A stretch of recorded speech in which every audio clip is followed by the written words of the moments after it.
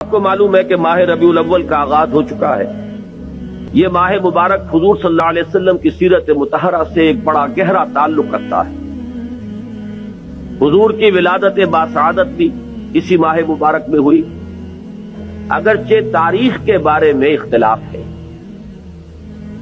حضور کا انتقال بھی اس ماہ مبارک میں ہوا، اور وہ متفق علیہ تاریخ ہے 12 ربیع الاول اصل میں حضور کا یوم وفات ہے، اور اکثر محققین کی رائے یہ ہے کہ آپ کا یوم ولادت جو ہے وہ 9 ربیع الاول ہے۔ یہی وجہ ہے کہ مجھے یاد ہے کہ ہمارے بچپن میں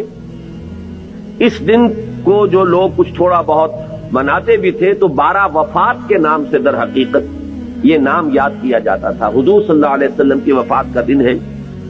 کچھ کھانا پکا کر کچھ غریبوں کو مساکین کو کھلانا، یہ در حقیقت چیز تھی کہ جو اب ہوتے ہوتے اس نے بہت ہی ایک دوسری صورت اختیار کر لی ہے۔ اب یہ ایک جشن بن گیا ہے اور ایک عید کا سا سما، بلکہ واقعہ یہ ہے کہ جو اصل 2 عیدیں ہیں وہ کہیں پیچھے چلی گئی ہیں، اور یہ جو 2 عیدیں ہم نے ایجاد کی ہیں،